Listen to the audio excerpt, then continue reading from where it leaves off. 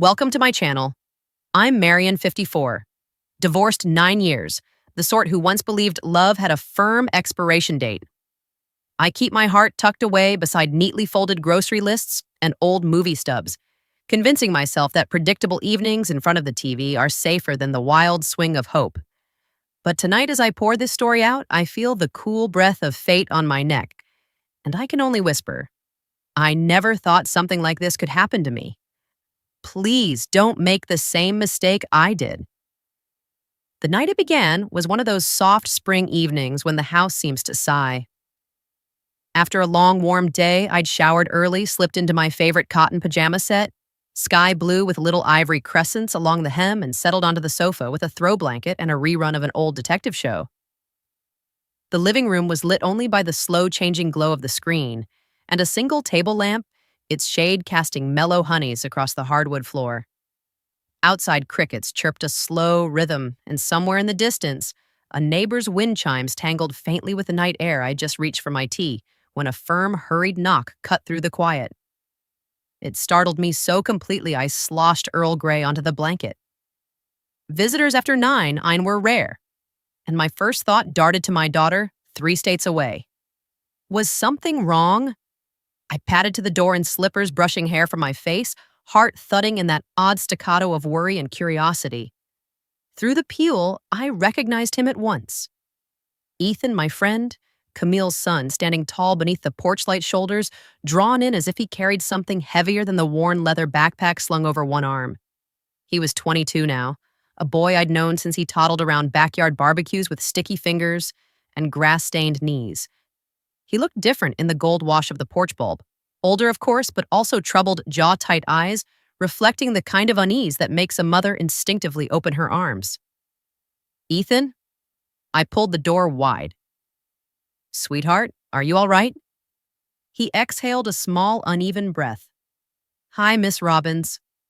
Sorry, it's late. I didn't know where else to go. The words loosened the knot in my chest even as they tied a new one. I stepped aside and gestured him in.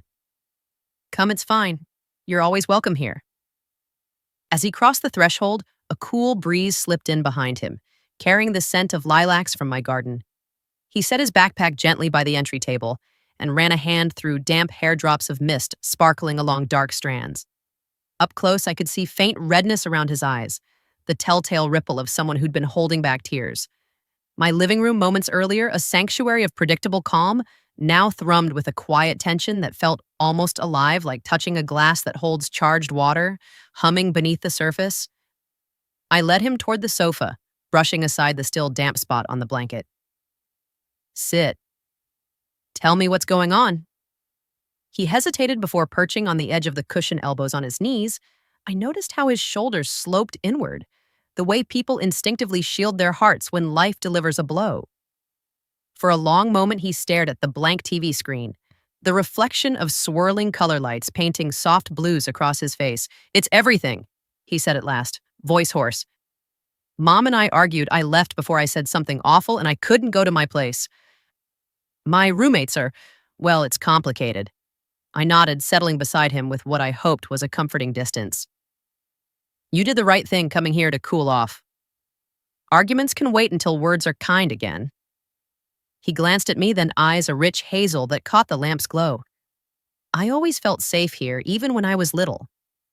You remember that time you patched my knee after I fell from the tree swing? He gave a shy, lopsided smile that flickered and faded. I guess I needed that feeling again tonight. The memory warned me I could almost smell the summer grass. Hear Camille laughing in the yard while I dabbed antiseptic on a tiny scrape and promised him the pain would fade. I rested a hand on his forearm. Now light reassuring. You have it. Whatever's happening, you're not alone. The simple contact seemed to untie another knot inside him. His posture softened and he exhaled a breath so deep it sounded like surrender. Yet beneath that surrender flowed a current. I hadn't anticipated an undercurrent of recognition, of 2 lives brushing unexpectedly close after years of parallel lines. We talked then, low and unhurried, while the detective show played muted scenes in the background. He spoke of feeling adrift since graduating college, of pressure to chase careers that glittered but didn't glow for him. I listened, offering questions more than answers, noticing how the shadows on his face shifted with each new confession. Somewhere between sentences, he laughed softly, surprised by how freely words came, and I found myself sharing fragments of my own journey. How I'd once traded passion for practicality. How decades can pass before you realize you've stopped asking what truly stirs your soul. The clock ticked quietly toward midnight. Rain began to patter on the roof, a soft percussion that wrapped the room in cocoon-like hush. Though we sat a respectful space apart, the living room felt smaller, as if our shared vulnerability had drawn invisible walls closer, holding us in tender suspension. A yawn escaped him, and I noticed the fine tremor of exhaustion in his hands. "You can stay in the guest room," I offered. "Clean sheets, fresh towel. We'll talk more tomorrow." His eyes shimmered with relief. "Thank you, really," I stood, and so did he. For one startled heartbeat, we faced each other in the dim glow, two people separated by years yet linked by an unexpected need for understanding. He opened his arms in an instinctive gesture of gratitude. I stepped into the embrace, brief, gentle, the way I might hug my own child. But the warmth that bloomed in my chest surprised me, as did the faint accelerando of my pulse. When we parted, a subtle awkwardness fluttered between us, felt not spoken. He murmured, "Good night," and gathered his bag, disappearing down the hallway toward the guest room. I watched until the door clicked softly shut, then returned to the sofa. Yet the room no longer fit as it had. The tea was cold. The detective show already passed its final credits, and the hush of the house felt charged with questions I hadn't known to ask. I wrapped the blanket tighter, listening to the rain, and wondered how a single knock could redraw the lines of an ordinary life. In the darkness, I sensed that something fragile and profound had stepped across my threshold with Ethan. Something neither of us had named, but both of us now carried, carefully balanced between hope and uncertainty. The morning light spilled across the hardwood floors like liquid gold, warming the quiet stillness that followed the strange intimacy of the night before I had barely slept.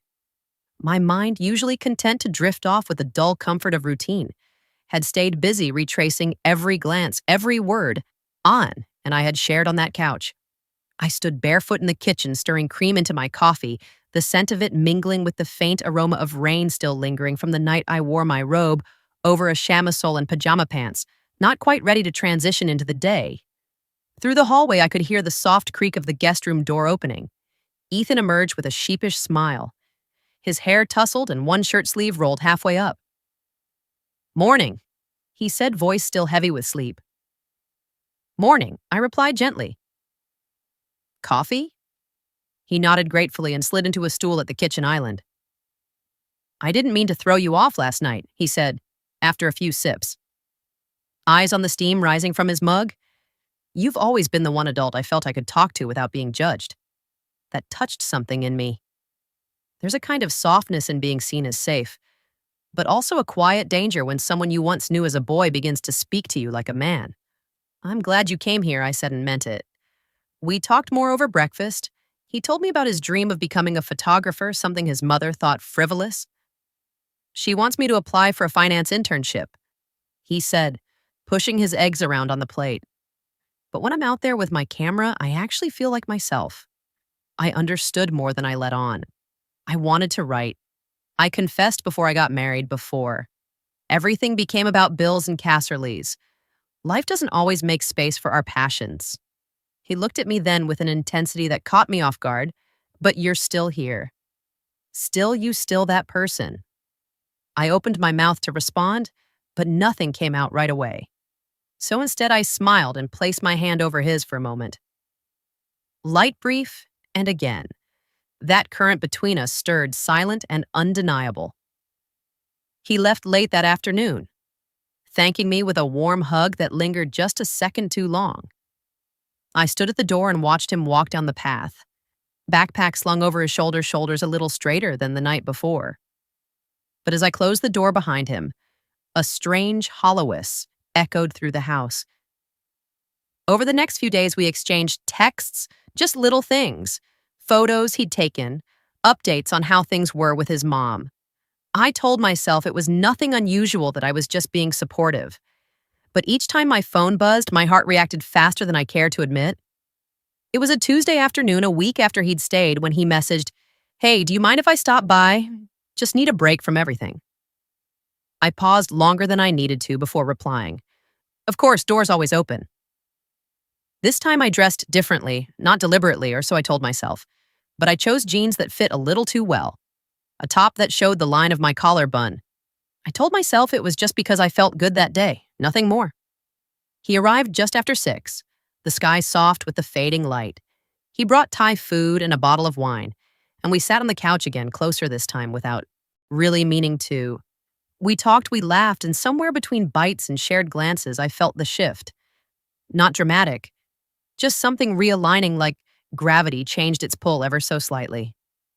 At one point, he showed me a photo he'd taken of a woman on a park bench, black and white, delicate and haunting. I complimented the mood of it, how he captured her vulnerability. He looked at me and said, "It reminded me of you."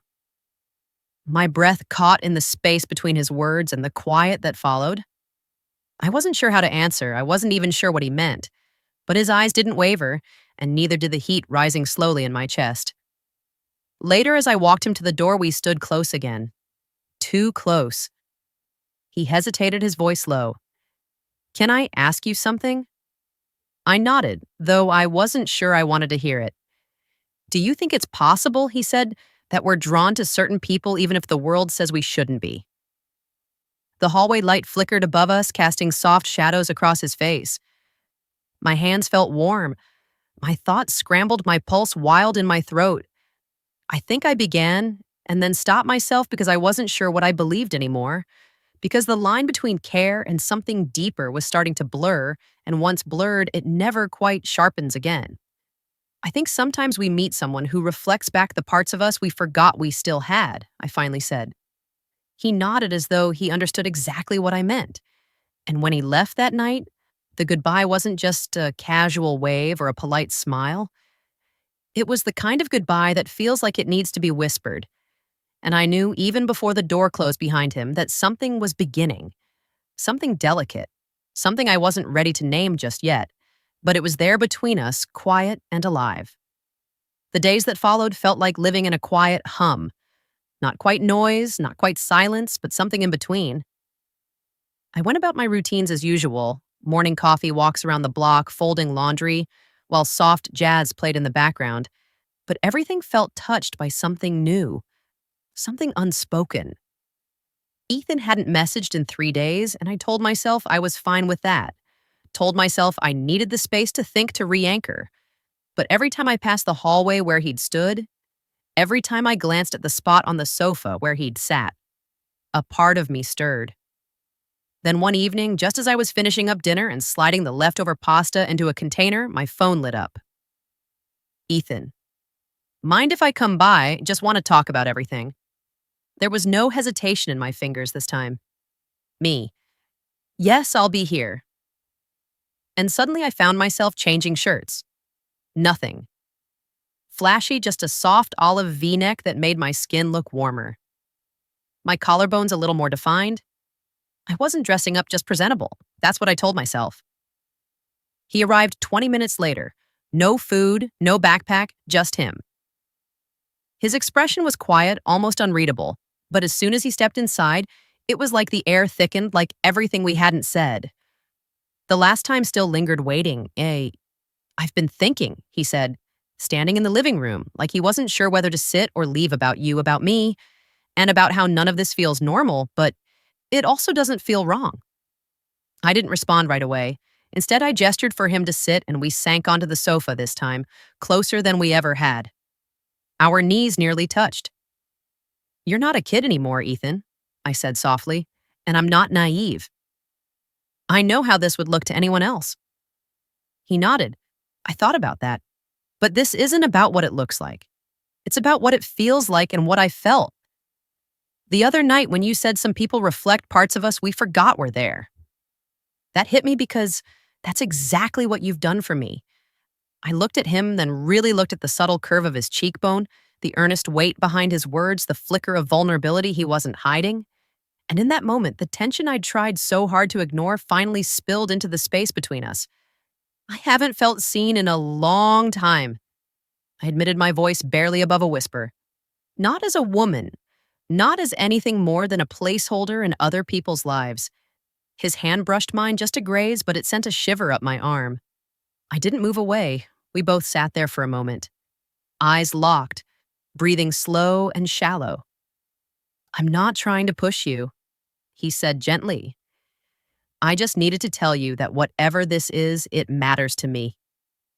The vulnerability in his voice cracked something open in me. All the years I'd spent, being careful, composed, protecting myself from more disappointment, they felt suddenly exhausting. I reached for his hand, held it this time, firmly, purposefully. It matters to me too, I said. The room was so quiet, we could hear the rhythmic tick of the old wall clock. Outside dusk had painted the windows in soft lavender and indigo. We leaned toward each other, not in a rush but in slow recognition. And when our lips finally met, it wasn't dramatic or frenzied. It was gentle questioning, like a door carefully, creaking open after being shut for too long. When we pulled back, there was silence, not awkward. Just full of awareness, uncertainty, and something else too. Something tender and real. He stood, eyes searching mine. I should go, he said. Give you space to think. I nodded, though a part of me wanted him to stay. Still, I respected the boundary he offered. At the door, he paused. I know this is complicated. I know there's a difference in age and expectations, but I also know I've never felt more honest with anyone. I swallowed the lump rising in my throat. We'll figure it out. Whatever this is, we'll go slow. He smiled, small, hopeful, and left with a quiet click of the door. And once again, I stood alone in my house, changed by something that didn't have a name. But for the first time in a long time, I didn't feel empty. I felt awakened.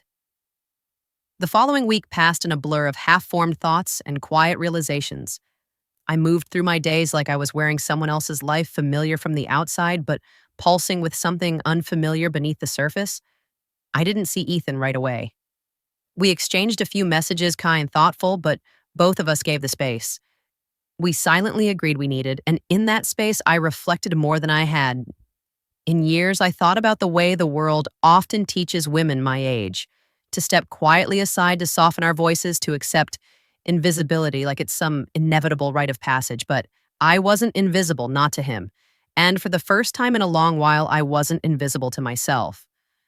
One quiet Saturday morning, as I was pruning the garden outside, hands deep in soil and lavender, his car pulled into the drive. I straightened slowly, wiping my palms on my jeans as he stepped out, holding something behind his back. Hey, he said, a gentle grin tugging at his lips. Hope. I'm not interrupting your moment of zen, I laughed. If pulling weeds and sweating counts as zen, you're right on time. He walked toward me, then revealed what he'd been hiding. A small framed photograph. It was a candid shot taken during one of our conversations on the couch. Me, laughing, head tilted slightly, the lamplight glowing softly around me. You took this, I asked, breath catching. He nodded. That night, I didn't plan to. I just needed to capture it. You looked so alive, and I wanted you to see what I see. I held the frame with trembling fingers, blinking back tears I hadn't expected. Thank you, I whispered. It's beautiful. He looked down for a moment, then back up at me. More serious now. Marian, I know this is complicated. I know there are things we haven't figured out, but I haven't stopped thinking about you. Not once. And I don't want to pretend. This connection we have doesn't matter. I stood there, heart full, the late morning sun warming both of us. I had spent so much of my adult life tending to others, filling the gaps, shrinking to fit. But in Ethan's presence, I felt like I was expanding again, becoming more of myself, not less. I've been scared. I admitted, scared of what people would say, scared of what I think of myself, but when I'm with you, I feel more honest than I've felt in years. He took a slow step closer. So what now? I looked at him, really looked, and smiled. We take it one step at a time. We talk, we listen, we treat this whatever it becomes, with care and respect. No rushing, no pretending. He nodded his shoulders, relaxing. I can do that. Later, we sat on the porch with iced tea, watching birds flutter through the branches. The breeze was light the sky, a soft watercolor blue. We didn't need to fill every silence, being there together was enough. And I realized as I glanced over at him, at this kind, thoughtful, complex young man, that what surprised me most wasn't that something had happened between us. What surprised me was how natural it felt. Not reckless, not forbidden, just deeply human. That night, as I tucked the photo he'd given me onto a shelf in my study, I caught my reflection in the window. There was a softness to my eyes I hadn't seen in years. Love, or something like it, had found its way back to me, not as a thunderstorm, but as a quiet return of color. After a long winter, I didn't know where it would go, but for the first time in a long time, I was willing to find